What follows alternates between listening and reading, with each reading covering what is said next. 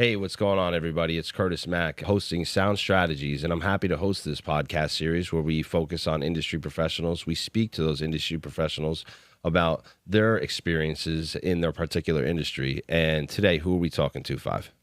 Hey, today we have Sam from Razorz Edge Barber Shops. She's being our special guest for today, and we're happy to have her here with us. Absolutely. And we're going to be talking appointments. So, Sam, start off by telling everybody your name and what you do. Hi everyone, my name is Sam. I am a barber and I own 3 barbershops in Morris County. How long have you been doing this for? How did you get into being a barber? I've been a barber for probably about 20 years now. I actually always had an interest in hair, makeup, all that stuff. So I went to cosmetology school. I started working in a salon. I hated it. I was afraid to learn, afraid to mess up somebody's hair. God forbid, they'd be like pissed off at me, and I was like not having it. So I actually went back to school. I was going to go for gym, phys ed teacher, and then I started working in a barbershop. And a girl that was there, I knew her from way back when we were younger. She kind of took me under her wing, started teaching me, and from there I just took off with the barbering, and just one thing led to another, and here I am. Now, did you start with like walk-ins or appointment making? When I opened my first shop, it was walk-in only. I remember that. Why is appointment making important to you or to any organization out there? I'm a very fast-paced barber. I can do a very quick haircut, so I can get a lot of people in walk-in time. So I was nervous going to appointments, but in the end, I realized that appointments was not only beneficial for me, but also for a majority of my clientele base. Nowadays, everybody's in a hurry. We all have places to be. We all have things to do. Me having 3 children, I'm able to block my schedule. People know when I'm available. When you're walking in and my schedule, people will walk in, I'm not there. So, it's nice to have the appointments because they can literally look at a schedule and be like, all right, Sam works these days. Any obstacles with appointment making? Obviously, there's many generations that are making appointments. You have young to old. So some of those older generations, they aren't very tech savvy. So that's one of the struggles when it does come to appointment making, because you don't want to leave those people out and you want to make sure they're able to get in to get their appointment. Some of the applications for appointment making can be complicated. It's very important to choose the right program that is going to be user friendly. I used to work in a medical facility, and we had a lot of parameters around appointment making. Is there any parameters in and around appointment making at your organization? We have had discussions about it, because my fear is, so if somebody makes an appointment, they cancel last minute. A lot of places will do a full service charge. You cancel, you're still getting charged for that haircut. My worry with that, which I have not enforced yet, is the fact that a customer might be like, well, you're going to charge me full price. I'm not coming back again. Like, I'd rather have them come back. It's like a catch-22. It's a very hard situation to be in when you're doing appointments, because one, you don't want to lose money, but at the same time, you might lose a client long term. For a client, I'll give them, 1 hour free evaluation. But for returning customers, I have to book them in advance. I think it definitely depends on where you are in the industry. Somebody who's newer and building a clientele base, for me, I'm busy all the time. I mean, when it comes to appointment making, that's my first introduction to someone, more or less like over the phone consultations. So when I'm feeling a customer out, that's where I do that process. Is this a customer that's right for me? Is this the right clientele? Is this the right event for me? The right gig? Because you're going to ask those questions. And I feel like the people that take the time to answer the questions, whether that's in the form of a questionnaire or whether that's the form of actually getting on the phone with me or like a Zoom or something, that's where I find out if this is the right person, because not every person is your person, if that makes sense. And people like to work with people they generally like to work with. You don't want repeat offenders. Like, at the end of the day, if somebody's going to constantly cancel on you or constantly be late, you need to have that conversation with them. Like, listen, make sure you do have quality clients. It's hard language, but we have internal and external customers, right? You have your internal, which is kind of your staff. And, you have your meetings, and you have internal meetings, but then you have external, which is your customers, and those are your appointments. So you mentioned, I met with the girls, or I met with my team, and we talked about doing this. So you have your internal meetings, which you need everyone needs to be on time and on point and all that. And then everyone needs to then follow the parameters or protocols that are set for then the appointments for the external customers. Because if everyone's not on the same page and it's like, oh yeah, you could just show up, or actually no, you were supposed to use, everyone's really got to be on the same page. I try very hard to work with my team before making any decisions. Their input is very important to me. Big question here, taxes or no taxes on tips, because a lot of people get that kind of wrong as far as like what to tip, like, if I tip my barber, is this taxed? Are they paying taxes? Am I paying the taxes? Are there tax on So- haircuts? We don't pay tax on tips. Yeah, I think there was like 500 job titles that potentially like have no tax on tips, but that actually doesn't mean no tax. Like you said, there's like up to $25,000. But speaking of tips, you know, my barber, give a shout out to V Sosa over in Dover. They have it where you can potentially tip before you even get there.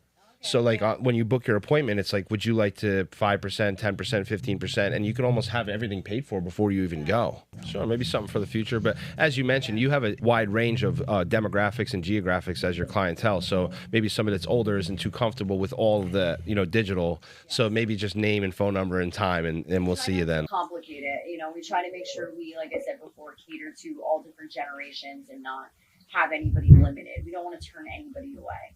And I know you mentioned you're a business owner, Sam, and we know this, but just for our purposes, how many shops do you own? I own 3. I have Jefferson, Randolph, and Parsippany. Who inspired you to do what you do? The barber industry has changed so much in the past couple of years. When you're an employee, you can only really make so much. And so my next move was to own and be a business owner. That's just the path life took me. And like I said, I liked hair, I liked makeup, I liked being in that industry. Let's break down the licenses you can get real quick before you go any further. There's a barber's license, cosmetology license, right? And then there's other licenses, right? So when I got my license 20 years ago, 21-ish, so a lot of people in New Jersey, even if they are barbers, are licensed cosmetologists. A couple years ago, they brought the barber license back.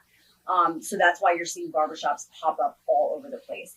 But New Jersey has now a barber license, they have a cosmetology license, they have a shop license, they have an esthetician, they have nails. I know that the barber shop industry is a male-driven industry. And you said you have multiple clients, you're running multiple shops, so you're like the boss lady. What personality does that take in order to be a boss lady? Working in so many different shops and experiencing different owners has taught me how to be a better owner. But it's a give and take, and it's being understanding, get along with a lot of different personalities.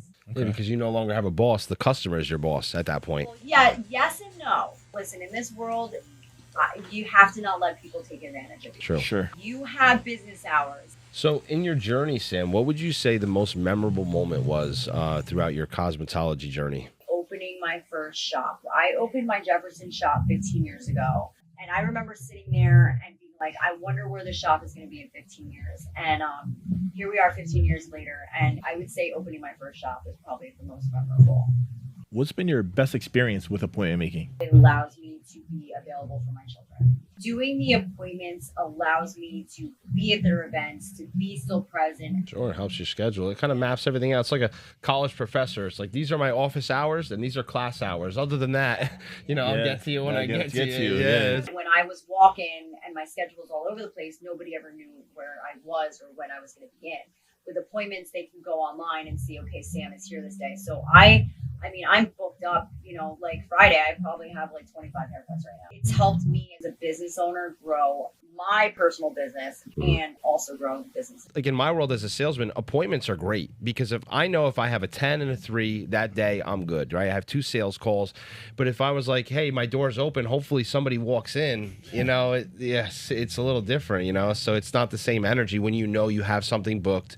And me and Five were talking about this, you know, before we got here, whether it's a week before, an hour before, or a day before, always confirm the appointment, right? Whether it's like, hey, we're good, right? Or did anything come up? I'm not scared. I just want to know. Yeah. Set it up where it notifies 24 hours in advance. It reminds your clients like, oh, I made that appointment. It's a reminder. And that's also the benefit to keep people on top of keeping their appointments, you know? They can let you know that they have to cancel. Facts. There's a lot of benefits to having appointments and an appointment system. And I think the digitization of it is key too, because back in the day, if you have it penciled in, you know, and guess what? And Joe Schmo's after you know, doing the phones and he erases it or something. There's no record of it. Yeah. So at least like you get a cancellation on Google Calendar or whatever, you know, something. Yeah. I run everything pretty much through my phone. So all of my event notes for a Sweet 16, like I have the intros, I have the dance, I have the this. It's on my phone. It's on my iPad. It's on my computer, you know, so you can be able to access and pull that up anywhere. As long as technology doesn't just shut down. Facts. What are some of your accomplishments in that cosmetology world? When I opened my third shop is when I did the appointments, and it actually trickled backwards. I did the third with the appointments, and then I was like, all right, you know what, this is working. Let's do the second one. And I was like, all right, this is working. Let's do the third one. It definitely helped the shops, and it's helped me as I get older be more technologically inclined, I guess. What's the best way for someone to reach you, to contact you? We are on Google, we're on Instagram, we're on Facebook. We are everywhere. You'll find us. So Any shout outs today? I gotta shout out my crew. I mean, I wouldn't be the businesswoman I am without them. You know, I wouldn't have these 3 barbershops, and if it wasn't for them holding it down, you know, Razorz Edge wouldn't be what it is.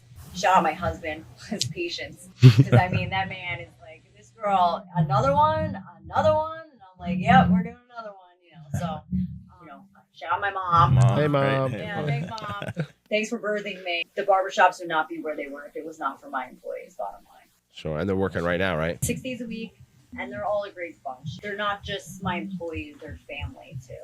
Sure. And now for appointment making, they can Google you, they can call you, and they can book their appointments that way, right? Yeah, absolutely. Excellent.